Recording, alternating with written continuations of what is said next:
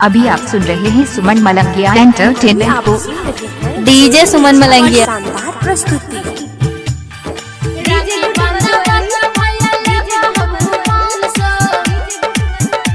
DJ सुमन मलंगिया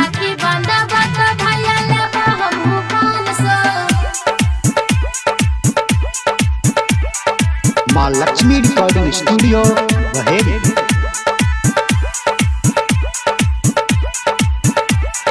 राखी बांधा बत भैया लेबा हमहू 500। राखी बांधा बत भैया लेबा हमहू 500। राखी बांधा बत भैया लेबा हमहू 500। राखी बांधा बत भैया लेबा हमहू 500। रुबिया के भैया हो देले कोई 400। पूजिया के भैया हो देले कोई 400। राखी बांधा बत भैया लेबा हमहू 500। राखी बांधा बत भैया लेबा हमहू 500। राखी बांधा बत भैया लेबा हमहू 500। राखी बांधा बत भैया लेबा हमहू 500। डीजे सुमन मलंगिया भैया लेबा हमहू 500।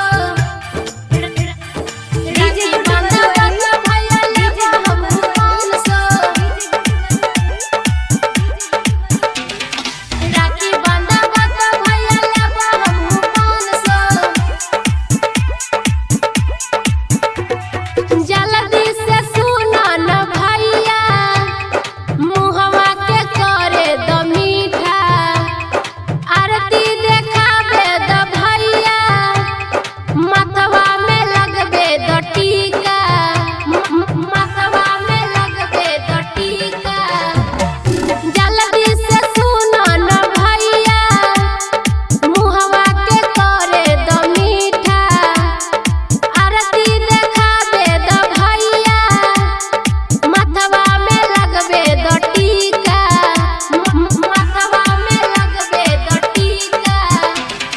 गिफ्ट में भैया हमरा चाही सुन 500।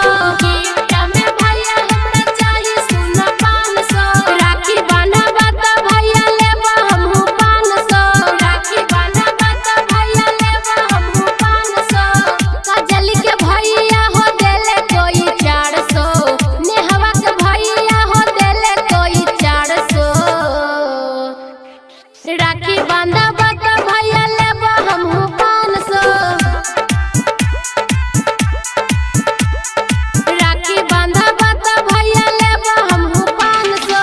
राखी बांधा बत भैया लेबा हमहू 500। राखी बांधा बत भैया लेबा हमहू 500। राखी बांधा बत भैया लेबा हमहू 500। राखी बांधा बत भैया लेबा हमहू 500। कहै छ सीता बहिन हो, काहे करै छ देरी।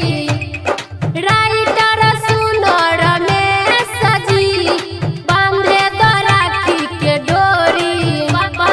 बांधे द राखी के डोरी। कहै छ सीता बहिन हो, काहे करै छ देरी। राइटर सुन रमेश जी, बांधे द राखी के डोरी। बांधे द राखी के डोरी।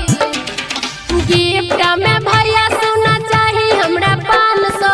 गिफ्ट में भैया सुना चाही हमरा 500। बांधा बत राखी भैया चाही हमरा 500।